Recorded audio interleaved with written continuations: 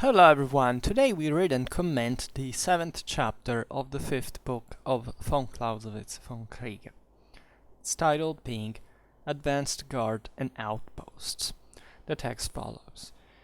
These two bodies belong to that class of subjects into which both the tactical and strategic threads run simultaneously. On the one hand, we must reckon them amongst those provisions which give form to the battle and ensure the execution of tactical plans. On the other hand, they frequently lead to independent combats, and on account of their position more or less distant from the main body, they are to be regarded as links in the strategic chain, and it is this very feature which obliges us to supplement the preceding chapter by devoting a few moments to their consideration. Every body of troops, when not completely in readiness for battle, requires an advanced guard to learn the approach of the enemy and to gain further particulars respecting his force before he comes in sight, for the range of vision as a rule does not go much beyond the range of firearms.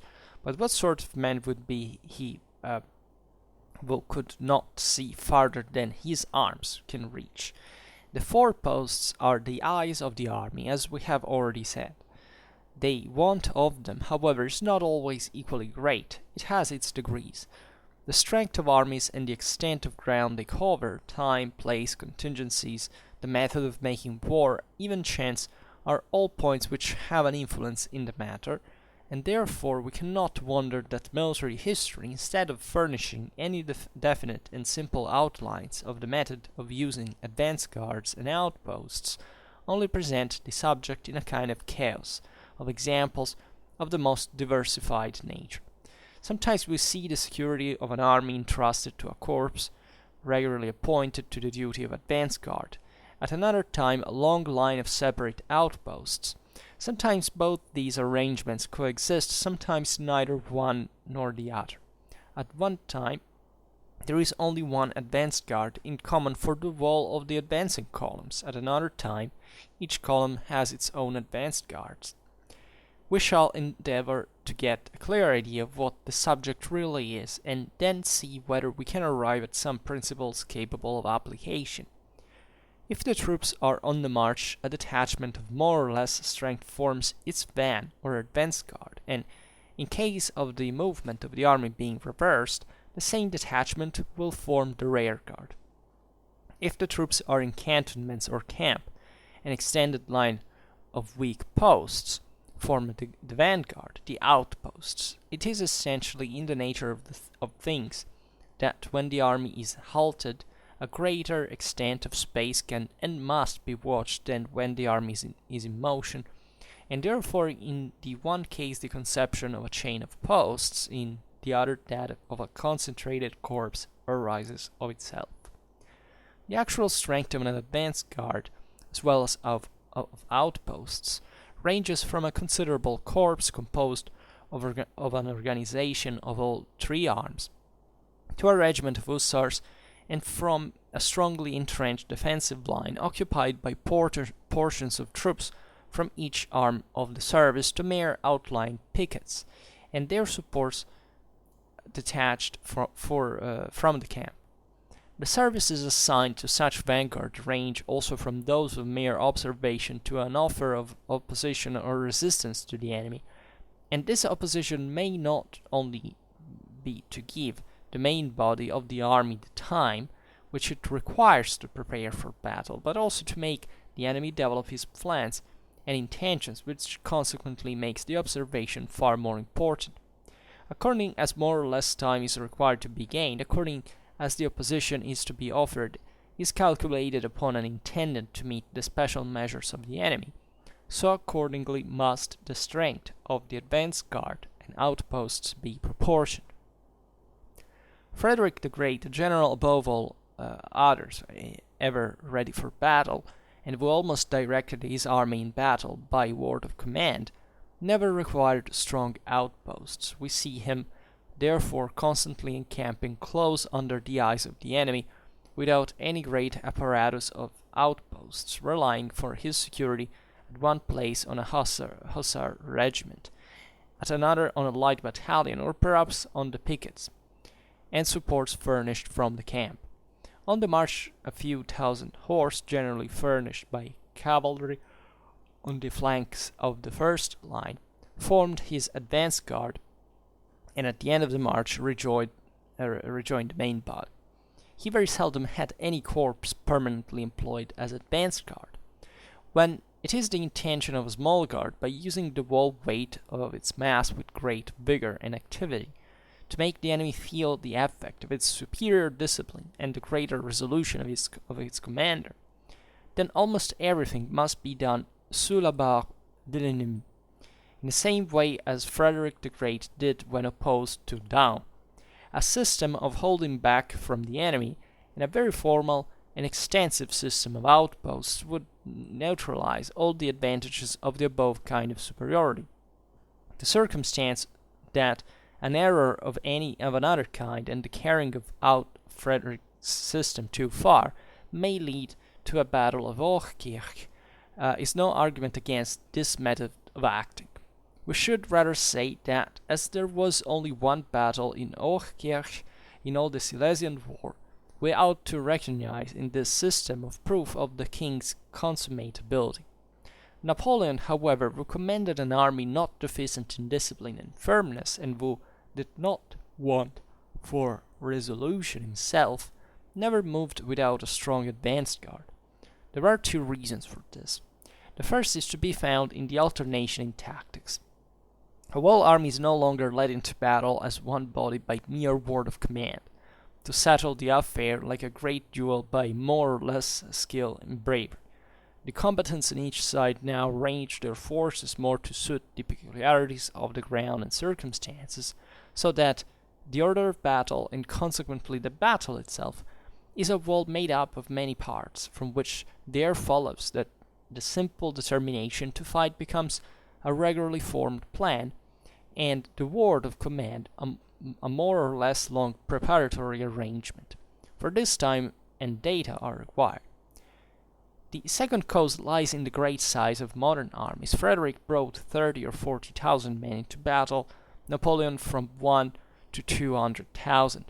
We have selected these examples because everyone will admit that two such generals would never have adopted any systematic mode of proceeding without some good reason. Upon the whole, there has been a general improvement in the use of advance guard and outposts in modern wars.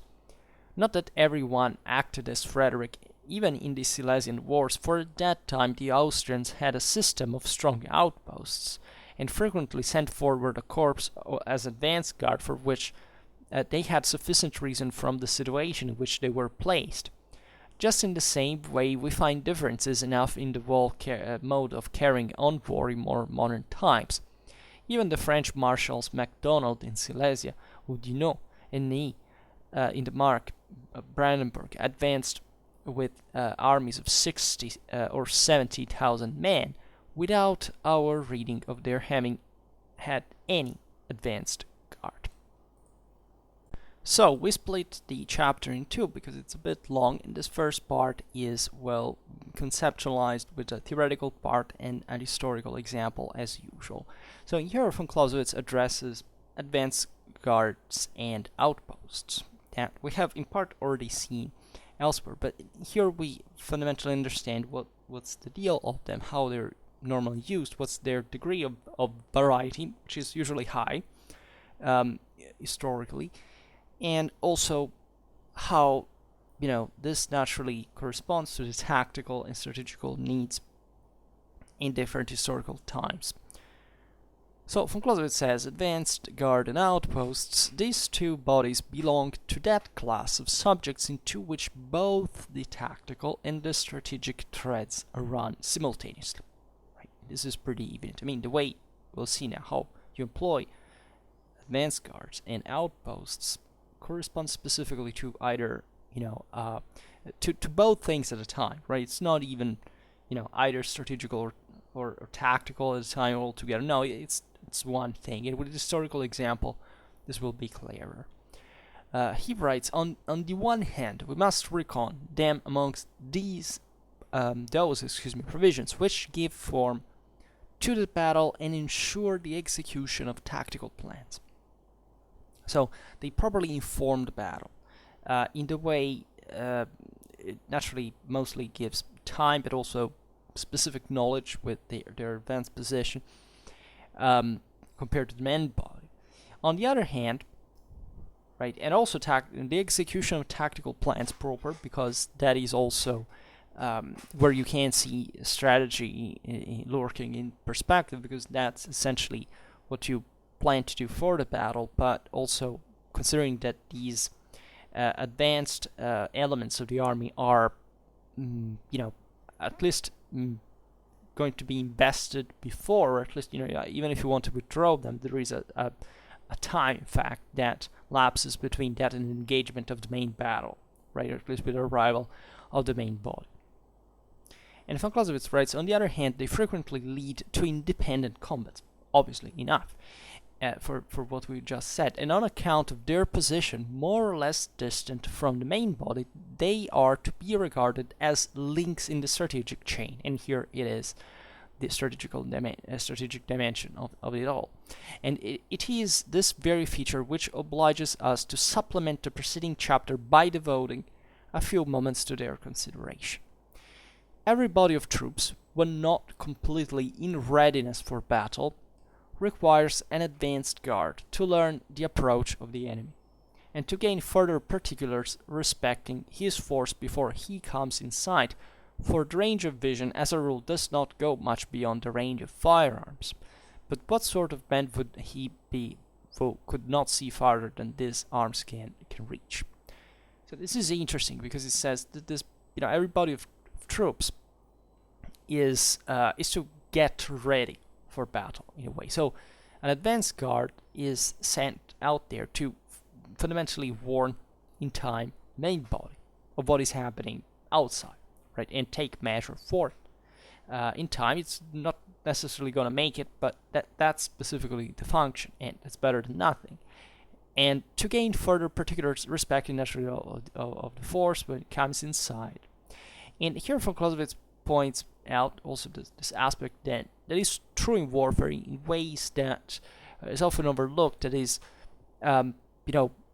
naturally in his time, firearms had a specific range. Artillery could shoot pretty damn far, but generally speaking, engagements happen in a fairly closer dimension. Not just because of at this time, musketry fire naturally was the most important offensive element of army, the most disruptive, actually, but specifically because the functionality of an army, whichever it is historically, is tied mostly to its capacity of sight.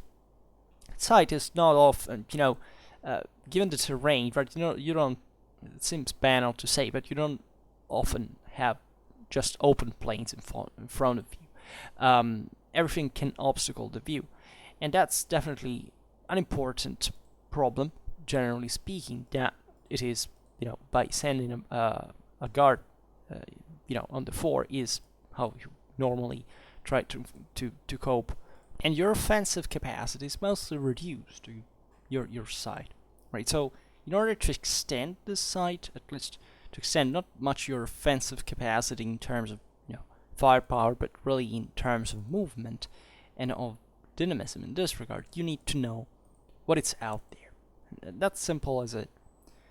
Then von Clausewitz says the want of foreposts.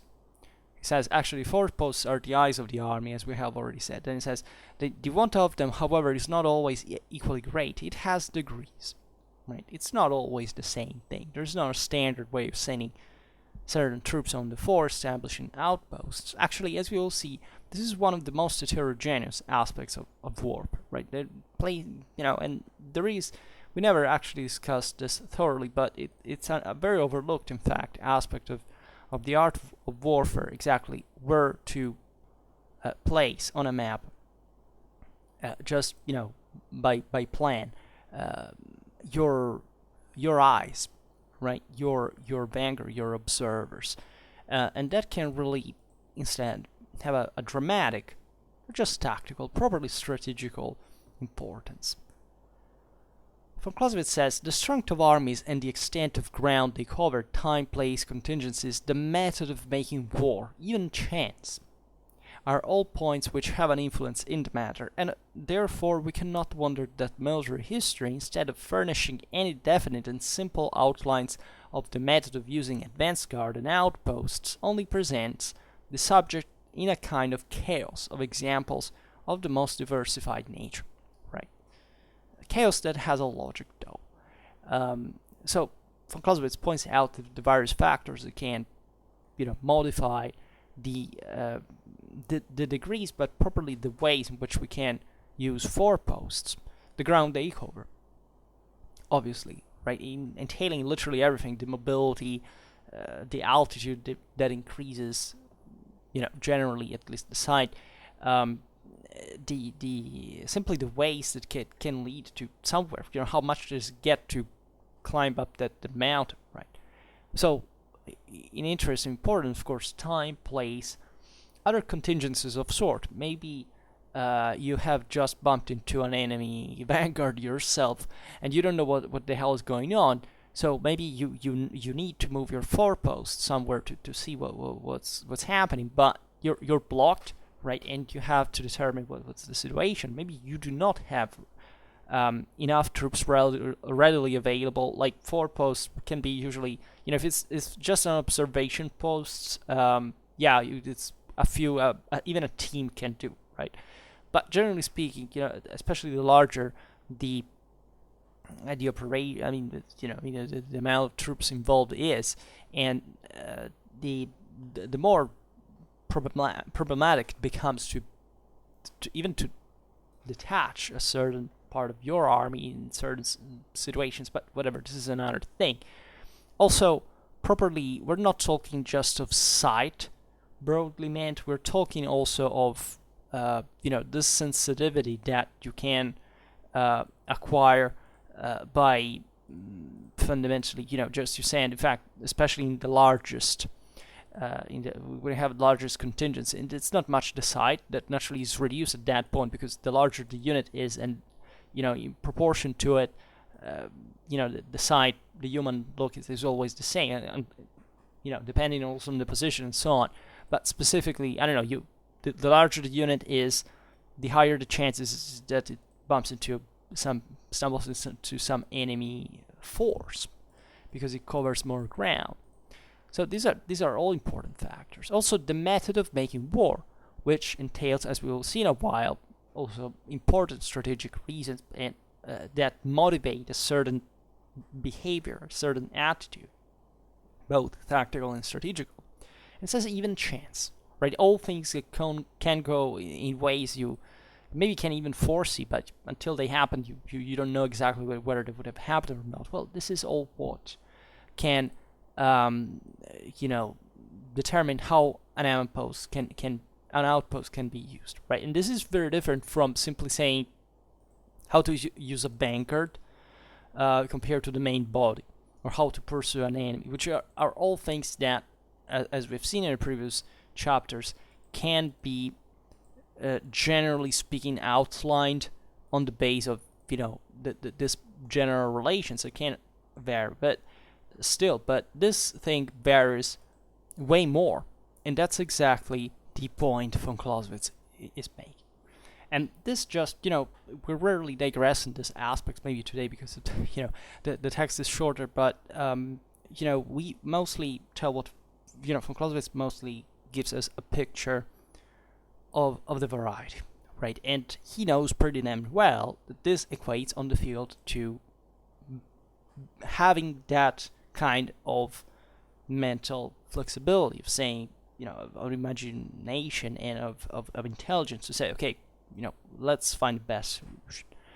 This is something we hardly do. Like, we rarely make a video in which we exemplify a tactical or strategical situation, say what would you have to do. That's something we could do at a point. It's not very easy, actually. I mean, it's easy actually even to make a map and present this problems, but it's not easy to solve them, as you would imagine. So that's a part we're skipping, but really there is a complexity, like we have arrived to a point of the Vom Kriege in which we have enough data, enough information that, aside from the broader theory, tells us pretty clearly just from a mathematical point of view how difficult this system is to sort out. Right? The Vom Kriege is not teaching us that you can sort it out. There is no end in that. It teaches us to be effective in these situations, even when we can't sort them out completely, that is always, and to still do something positive about it, so that, since after all you're simply fighting against someone else and it's in more or less the same condition, nobody has the truth at least, aside from the odds and whatever they're balanced like, well, still von Clausewitz tells you, look, be aware of this stuff, because if you'll be at the right moment, you will have an edge, right? You will have an advantage, at least, deriving from it, right? But it happened, I say this because it happened to me to play certain, there were games, let's put it in this way, nothing to do actually with board games or video games. They were something, really subtle that presented us with the challenge of just, solving mainly tactical problems and saying, how the hell do we do it? And especially, you have this observation team. Where do you send it when you scramble? And that's really a challenge. So, and it can really make, as banal as it could seem at a certain point, really instead a big difference most of the times. It's just that it's less predictable and therefore requires more intelligence to be employed. Because, and there is another lesson we can draw from here that we have already observed in the Vom Kriege, that is, the larger the unit, the larger the commitment, and generally speaking, the less the options available, right? But also the more important, right, from a decisional point of view, the greater gravity, but it's relatively simpler to know what to do with them. With the smaller ones, it's not so easy, right? But at the same time, they're less important, right? So you see here what's the point, and it's very articulated. But I think it was worth the shot of saying it. So von Clausewitz says, sometimes we see the security of an army entrusted to a corps regularly appointed to the duty of advanced guard, right? So there is an overlapping between the vanguard fundamentally and this, not just for outposts function, but specifically also to the intelligent probe. To the idea of as we were saying yesterday, finding out what can put you in a condition of greater security. Then von Clausewitz says, at another time, a long line of separate outposts. Right. So first we have the vanguard, which is literally a chunk of an army, a large unit. Then you have instead, another times, just maybe a frontier, could say, with all the various outposts of small contingents for observation mostly. Because it's obvious that the smaller, conversely, the smaller the units in here, and the more there is the intelligence function and the observation task attached, because they can't otherwise do much else, and this is also enhanced by the fact that they are smaller, so in theory they are also more agile than larger units, which is another advantage. So you see how easy it is. But it can't stop an army, right?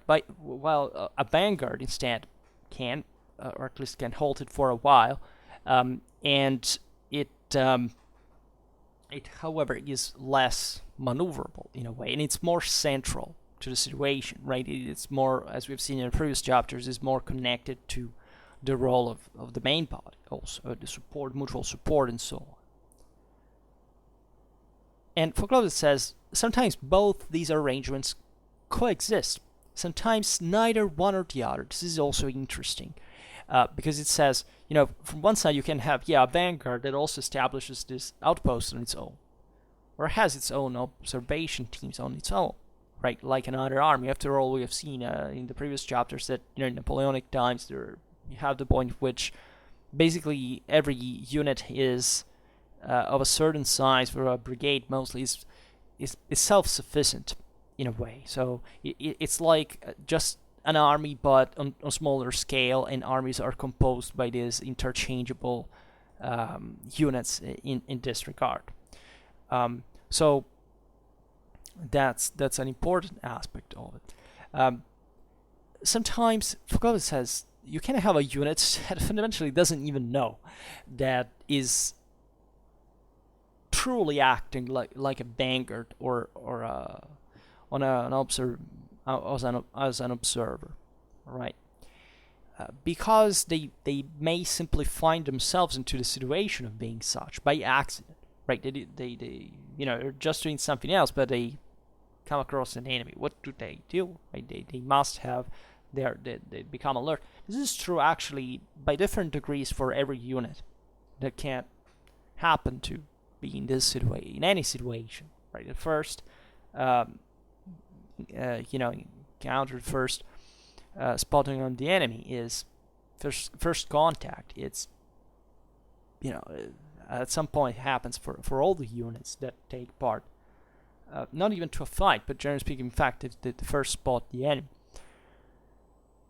Von Clausewitz writes, at one time there is only one advanced guard in common for the wall of advancing columns. Is another interesting point. There can be different columns that actually all rely, so different actually chunks of armies, independently from their formation, that all rely on a single vanguard, right? Or even just on a single observation system. At another time, each column has its own advance guard too, right? We shall endeavor to get a clear idea of what the subject really is, von Clausewitz says, and then see whether we can arrive at some principles capable of application. Because as we have seen here, it's more diverse than the other situations. Von Clausewitz says, if the troops are on the march, a detachment of more or less strength forms its van or advanced guard, right? And in case of the movement of the army being reversed, this same detachment will form the rear guard. So there is also the interchangeability of the unit's roles, as we were saying before. And as we were saying before too, this is a trend that was more evident, towards Napoleonic times than before, when armies had by themselves kind of a more more closely tactical function than a strategical one. So they were in a way less, more decisive in their field engagements, given in relative terms, but they could be reversed to another function with greater difficulty. Then von Clausewitz writes, if the troops are in cantonments or camp, an extended line of weak posts forms the vanguard, the outposts, right? So this is an important distinction, because here it's the army fundamentally that has stopped marching, and we will see that this has an important makes an important difference on how the same army and vanguards and outposts are properly used, because it's a situation in which the army is naturally less capable of reacting, because it's encamped, right? It's not information, it is yet to be formed, so there is less time in case of attack to react. So the outposts become something even just more than a vanguard properly, as a dynamic unit that naturally maintains this capacity, because usually outposts are more alert, more combat ready, generally speaking, but they represent properly something that has to be far enough to offer more security, right? Which is something you have to compensate. You only have the same amount of units, the same army, but just as we've said, if the army is not information, yet, which on the march usually is. At least, they're designed, as we were saying before, just to have their time to deploy, but they're already in formation. I think that's a big difference than just being encamped. So von Clausewitz says, it is essentially in the nature of things that when the army is halted, a greater extent of space can and must be watched than when the army is in motion, as we have just explained, and therefore in the one case the conception of a chain of posts, in the other of that concentrated corps arises of itself. So another necessity, another important aspect of this, you need not just outposts out there, but also a chain of them, right? Something that fundamentally, for the sake of communication, is able to provide information in a short amount of time. Hell, this is important even from a strategical point of view. Think about the signaling systems of various fortresses along the frontier, up to sometimes the core land of big empires, right? There were ways already at the time of signaling. Just in maybe one day, the arrival of an enemy, even at hundreds and hundreds of kilometers of distance, just takes smoke, light, right? Albeit, such strategical movements are usually already known beforehand, like months. Like, there is an army on the march. It's not that everybody's surprised. So that's also of relative importance. But here we're talking mostly about a tactical situation, as you understand. That, however, has always its strategical dimension. Let's never forget it. Then von Clausewitz says, the actual strength of an advanced guard as well as of outposts ranges from a considerable corps composed of an organization of all three arms. We have already seen it in the previous chapters. We have seen what a vanguard is meant to be, which is usually of the army, some of the most active and complete units in terms also of combined arms and so on. So it has usually a great offensive power, but it's also somewhat light. So cavalry, for example, is very good for this role. It has to be flexible, it has to move quickly. And in fact, von Clausewitz here gives a typical vanguard of his times. He says, a regiment of hussars, so light cavalry essentially, or at least, and from a strongly entrenched defensive line occupied by portions of troops from each arm of the service. So here it's interesting because it says the hussars, as light cavalry, considered even as something on its own compared to the rest of the cavalry of the vanguard, because they have to, their dash and bravery have to somewhat this almost, fanatically, death-devoted way of war, their savage bravery that is needed especially to hold the enemy at a point, mostly with counterattacks. But here it specifically says an entrenched defensive line. So the outpost here, together with the vanguard, is properly a fortress in a sense that at least it presents some earthworks and so on. So there is artillery, there is infantry, right? And there have to be naturally pickets to guard the guards, because that's what technically they are for the main body, and their supports detached from the camp.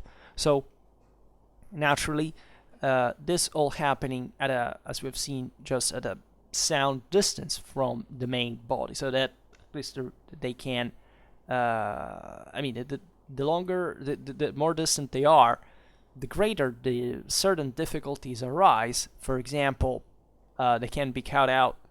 Communication can arrive with more difficulty. The same army can on which the vanguard can rely sometimes, if the enemy attacks, can take more time to get there. So this is one of the things that really make these situations really bearing in time, but the general logic, as we've seen in previous chapters, is sounder than just as far as the observation posts are concerned for intelligence reason, for reconnaissance reason. Von Von Clausewitz says, the services assigned to such vanguards range also from those of mere observation to an offer of opposition or resistance to the enemy. So we have already seen this ranging. They can be just an observation team, they can be an entire freaking regiment, right? And von Clausewitz says, and this opposition may not only be to give the main body of the army the time which it requires to prepare for battle, but also to make the enemy develop his plans and intentions, which consequently makes the observation far more important. So this time that you buy with putting on for these troops is not just useful for giving you time to deploy, but properly to naturally gain more information about the enemy, but specifically also to make the enemy, and this naturally depends also on the size of these troops, commit most of their forces, also because, frankly, as we have seen, it's a principle of war, of unit, of mass and unit of command, so that if you find this vanguard that, as we've seen, is also tactically complete as far as the various arms is concerned, well, the best way to wipe it out is to attack it with your, not necessarily with the whole force, but, the larger the mass is, and the more it will more easily will melt away with less losses on your own. So that is quite important, because in the meanwhile, maybe you can't sacrifice this unit, I don't know, but at least somebody will come to tell you, look, we have seen the whole freaking army, the enemy army, how it is made of all these various components. That can give a lot of extra information that is not just for making you buy time, but also to give you this decisive, intelligent, information that is not a few in these circumstances. Von Clausewitz says, according as more or less time is required to be gained, according as the opposition to be offered is calculated upon and intended to meet the special measures of the enemy, because as we've seen, that can be also the case. You can even send a vanguard to in a suicidal mission, because that can be literally your only hope you can make it through. It happens. There are, not even just a few examples in military history actually about this. Von Clausewitz says, so accordingly must the strength of the advanced guard and outposts be proportioned. So once again, this changes according to the circumstances, and those, as we have learned, depend fundamentally just on you and whatever you're doing out there. Von Clausewitz then says, starts making the essentially the historical examples out of the story to explain to us how flexible the need of having such vanguards and outposts concretely is. He says, Frederick the Great, a general above all others, ever ready for battle, and who almost directed his army in battle by word of command, never required strong outposts. Right? Why? Because he was so damn active, as we'll see now, that he didn't even need to put an obstacle between him and the enemy. He would just, keep pressing the enemy as much as he could. And he says, we see him therefore constantly encamping close under the eyes of the enemy, in fact, without any great apparatus of outposts that naturally existed, but were, much more reduced by degree, relying for his security at one place on a hussar regiment, at another on a light battalion, or perhaps on the pickets. So literally the smallest forces you can imagine, and supports furnished from the camp. On the march, a few thousand horse, generally furnished by the cavalry on the flanks of the first time, formed his advance guard, and at the end of the march rejoined the main body. He very seldom had any corps permanently employed as advance guard. So a very few of these measures from Frederick the Great just preferred to basically maintain his mass very close to the enemy to threaten him. Right? And as we all see, in fact, the enemy, what would the enemy do according to you? Well, exactly the opposite of it.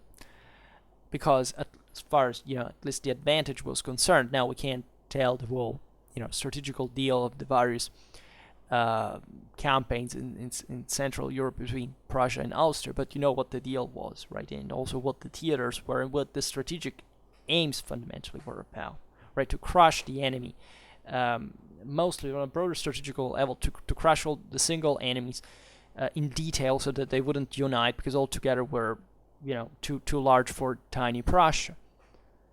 And hence the strategical as well as tactical aggressiveness of Frederick the Great, and as a consequence the reduced need for vanguards and outposts compared to the Austrians, for example, that instead had. And von Clausewitz writes, when it is the mansion of a small army, by using the whole weight of its mass with great vigor and activity, to make the enemy feel the effect of its superior discipline and the greater resolution of its commander, then almost everything must be done sous la barbe de l'ennemi. Right, so under the bird of the enemy, literally. And in the same way as Frederick the Great did when opposed to Daun. This touches another important point that I skipped, that is essentially how detaching, this is also intuitive, but if you're acting with usually also smaller armies that were superior in quality of the famous Prussian discipline that had been enhanced also in these years exactly for this strategic and broader political reason. Right, the Prussians were too small altogether, so they had to necessarily increase the quality of the troops if they want to do anything about the situation. And so even just detach, if you detach a vanguard, or you're automatically decreasing the mass of your forces, right? They also rely, they should tend to rely on it because they're smaller. So if they want to make to give a real punch, they have to be as heavy as possible, which is what they rarely are. So if you start even detaching vanguards and so on, that's over.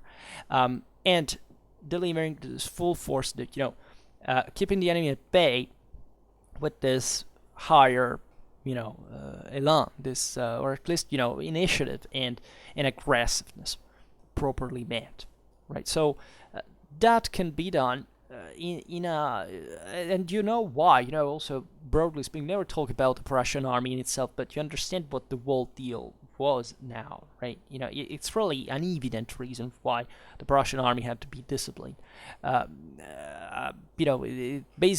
was constantly a step away from annihilation, and sometimes, in fact, the Prussian tactical quality was not even enough to save the country, tactically speaking. So, von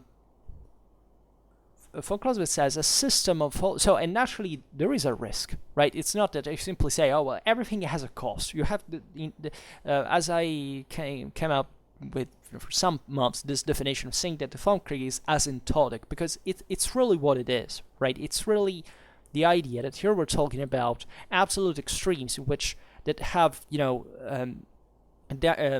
inversely proportional consequences from one side and the other. Yeah, you can do this, you can be that active. And first of all, there's a huge cost to it, which is properly not just a political or military, but think about the logistical cost of this. And in a sense, also the fact that, for example, the enemy will place himself in defense, and it can't come, even here with advantages and disadvantages, but given the enemy is also superior, usually in numbers, that's something you have to take into consideration. And generally speaking, armies fight with that logic, right? It's very rare to look at military history and say, this tactical or strategical decision was dramatically wrong, right? There is always, a good deal. Let's leave aside the most obvious factor, the fog of war, and that most people that are kind of armchair generals, they tend to even skip, so declaring actually the ineptitude of that specific position, but their specific position. But the concept here is military decisions most of the times are actually pretty damn good, if not probably the best or the only possible ones enactable. So the enemies would behave accordingly. There is luck as well, but you understand that also acting under the bird of the enemy, as here von Clausewitz says in French, it's dangerous. It's freaking dangerous, right? Especially if the enemy actually is superior to you in numbers, right? And even cavalry. In fact, as we've seen also in previous chapters, and here it's reminded to us that Prussian armies of this time had gradually an increase in cavalry exactly to maintain this kind of aggressive role, which Prussia actually didn't have at the beginning of the 7 Years' War. Notoriously, Prussian cavalry sucked. The Austrians had far better, but they had to develop that. And a certain point, thinking about Hohenfriedberg, that's how the Prussians also filled that gap as far as was necessary. So it's a very complex system of factors they interplay, and that, however, you have to take deliberately action to boost in a sense. This is the thing. This is not a random video game already pre-planned. This is something that if you do not personally do, you will lose, and you will lose badly, right? And it's not that you quit the game and you go back to your business. No, it's like your dog gets killed or your house gets burned, right? That's how you should consider this, right? And it's not a deterministic game either, so there is no right perfect move. There is just like the better one, what it seems to be the better one tendentially, and what you can do at the moment, but it's all that messed up in war. So von Clausewitz says also about the Austrians here, as in response to the Prussians, a system of holding back from the enemy in a very formal and extensive system of outposts would neutralize all the advantages of the above kind of superiority. And in fact, that's what happened at some point, because he writes, the circumstance that an error of another kind and the carrying out Frederick's system too far may lead to a battle of Hochkirch is no argument against this method of acting, right? We should rather say that as there was only one battle of Hochkirch in all the Silesian War, we ought to recognize in this system a proof of the king's consummate ability. By the way, before I said the 7 Years' War, here we're talking naturally about all the wars, specifically Silesian War, but and all the various clashes born out of the War of the Austrian Succession, where the Prussians actually had already, through which the Prussians developed pretty well their army before the 7 Years' War. And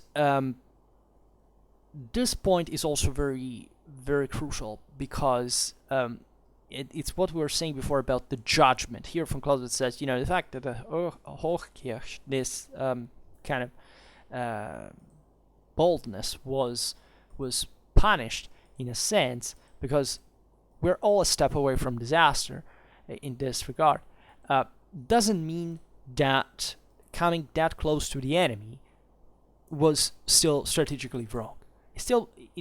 That was the best thing to do, and an outcome by itself solely doesn't justify it, because there is always a margin of risk, right? You should take a bit more examples altogether to say, okay, structurally speaking, that was a bad idea.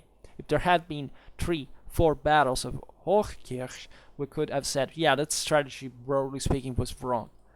But there was only one, and von Clausewitz rightfully points it out. And this is also a method of military historical analysis, just not even dialectically, but properly pointing out that you can't blame somebody just because it was defeated at some point. At least you can't blame the certain specific measures altogether because they were part of a defeat. No.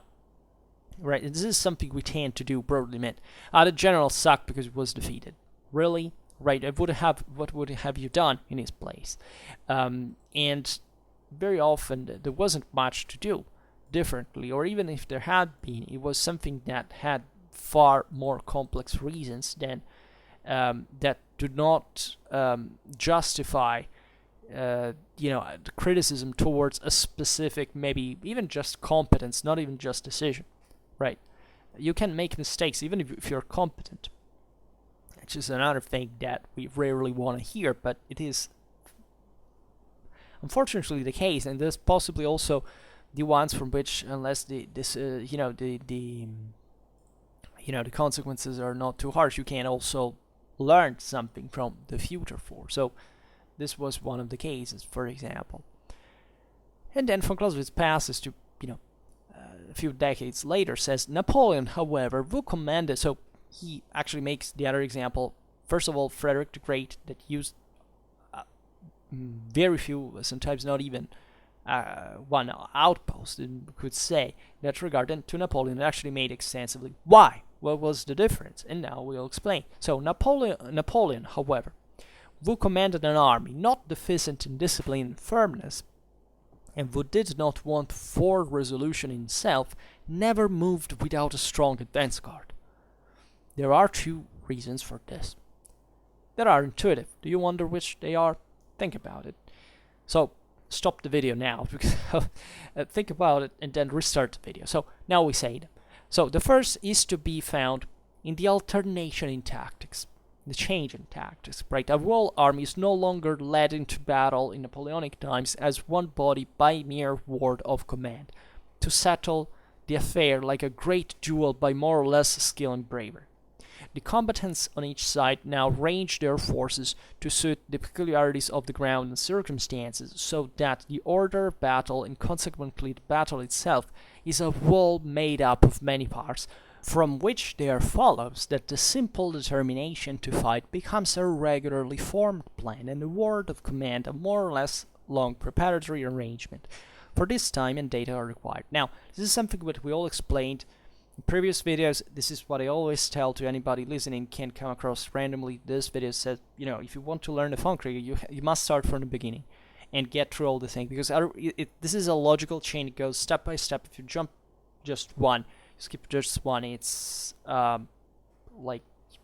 may not work properly, right? But just to make long story short, we have already observed how fundamentally in Napoleonic times there were big changes compared to even just the time of Frederick the Great a few decades before, and they're also informed, in fact, Napoleonic warfare in some way. But here we're talking about important differences in a broader transformation in the history of warfare, that fundamentally from the ancient war started revolving all around the single army and the tactical engagement, and instead with the enlarging of these armies, especially towards the 18th century, the whole system up to Napoleonic times becomes a very, kind of integrated, homogeneous set of different armies, let's say, that can all operate individually, that are not, the single army that from which, the whole campaign depended on. No, it's many armies altogether that became ever more standardized and ever more,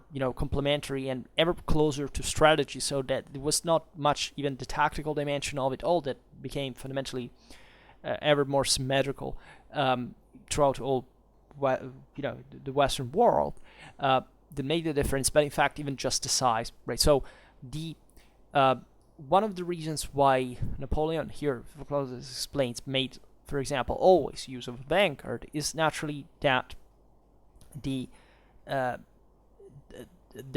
simply the size of these armies required a much more careful look at the theater of war, as we get closer to strategy, and therefore we get closer to the necessity of taking into consideration not just the groundwork to fight, which tactically speaking is relatively easy, but a much greater set of information that may not probably even have to do with the enemy, but that also are necessary to spot the much greater set of opportunities that, as far as a single army is concerned, will be a few ones. Instead, as far as this bigger system, this bigger space is concerned, bigger scale of warfare, well, then you have to analyze it more carefully.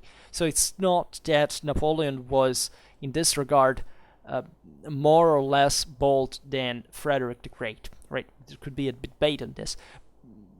But specifically, there was a strategic, as well as a tactical, in part, also reason, in order to render useful right?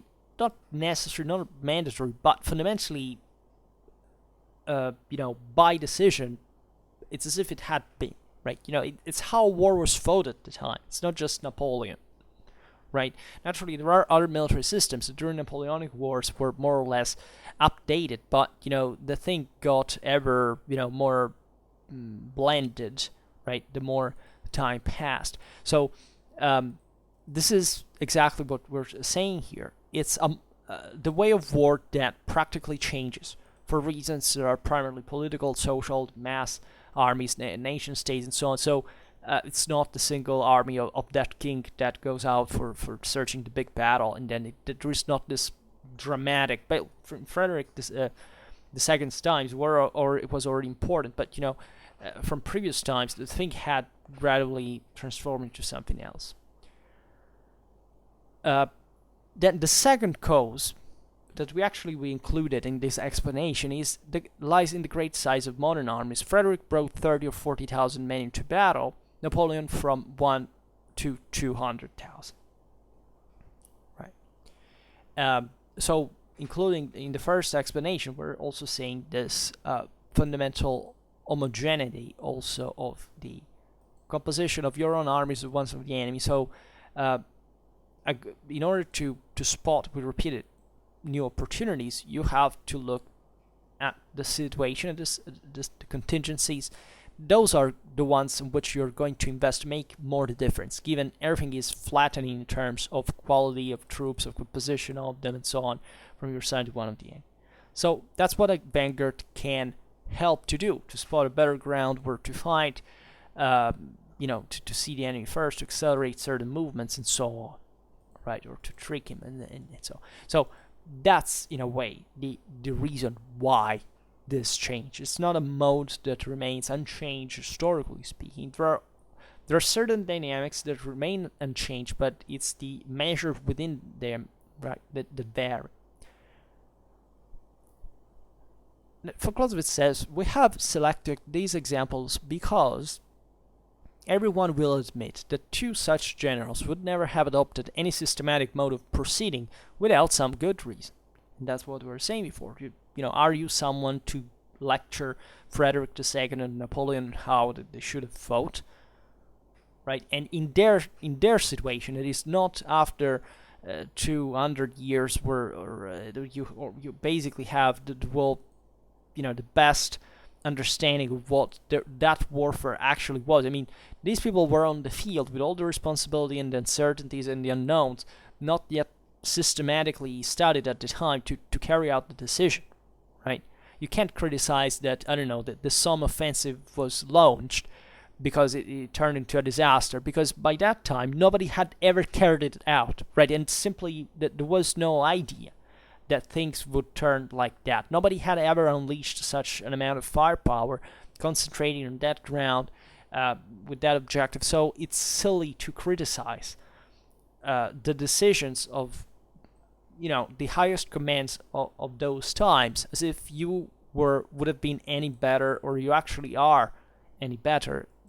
Because one thing is repeating something that is written in a book, another thing is actually understanding the military logic inherent to those decisions, which is something very different, very far, and that still doesn't even mean to be capable of actually carrying out the decision, even if you understood everything of that while on the field, knowing that the burden or the responsibility, right? So this is how deeply difficult and unsuperficial warfare military logic is, right?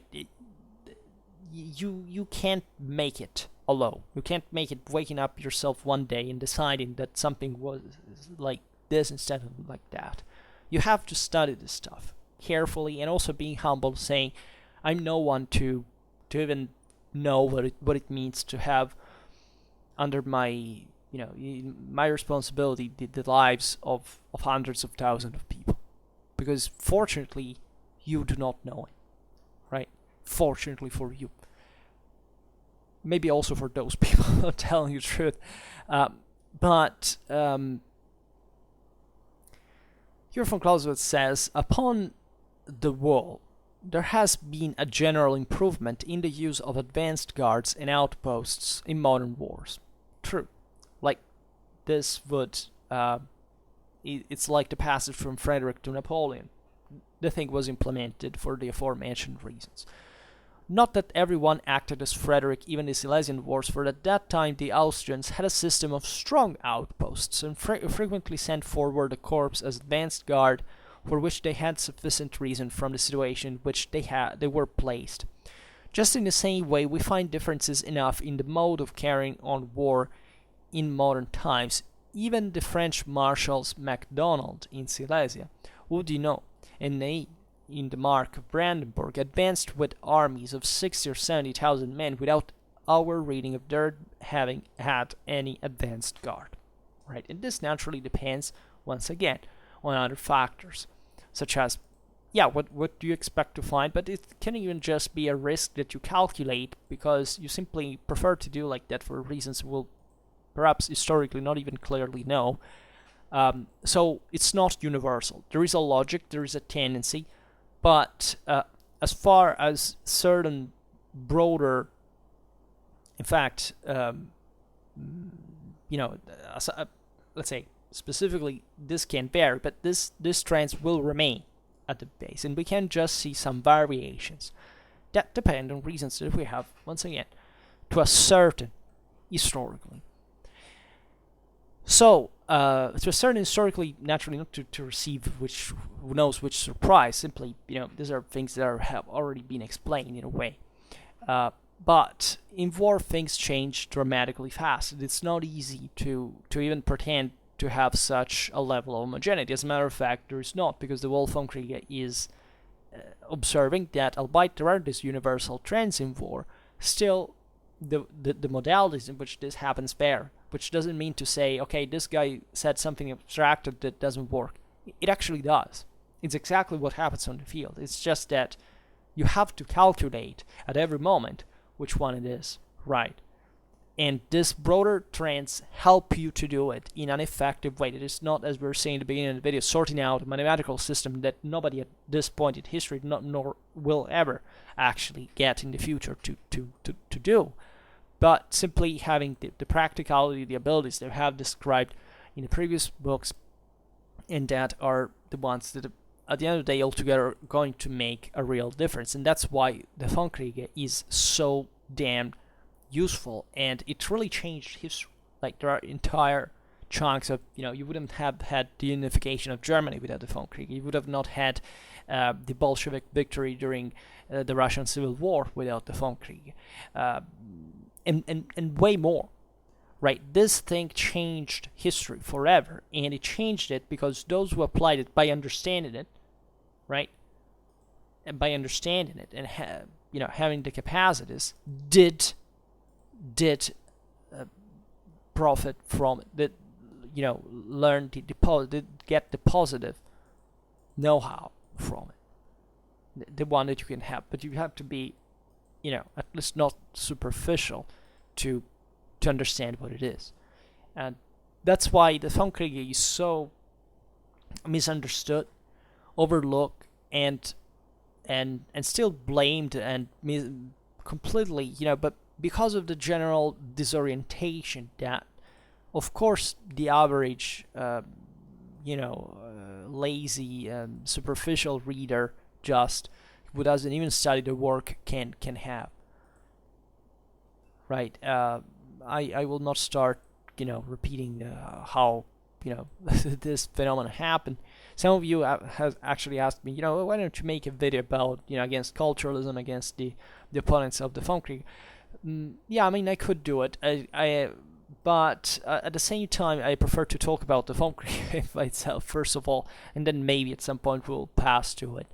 But it's a criticism. I could make a video on culturalism, or at least the various interpretations of warfare, and how they are all different in quality, and how, in fact, most are, at least just the Clausewitzian one is a concrete, a concretely based one. The other is just weird I don't even know how to define it. I can say an emotionalistic, but very relativistic take and very uninformed take on this work. But it would take much more, and also perhaps a way better, more competent person than I am to explain this stuff, because it's like a disease, and a very serious one. I don't think, as we explained the other videos, that this goes without consequences. I mean, just imagine to live in a world where you've never heard about these topics and just discover one day that these are fundamentally not by an individual interpretation, but exactly from an objective point of view, what is preventing you from living in a better society. Not utopistically, not ideally, but concretely, by even quantifiably looking at certain political, military, or even social decisions. Well, that's what the Vom Kriege makes you understand specifically as a perspective, and also offers a solution, which other systems fundamentally don't. Right? Other systems just shout, "I'm better because I'm better." Right? And look at this stuff, these pictures, these colors, that's it. This thing explains you step by step what's the case in here. But it does it in such a sophisticated way, in the broader intelligence of the work, that naturally, if you do not study the whole work, you will not get it. And that it's not because it's difficult or arcane or something exoteric. It's literally because you have to study the whole work, that otherwise it's very simple in all its parts, right? It's not difficult to understand.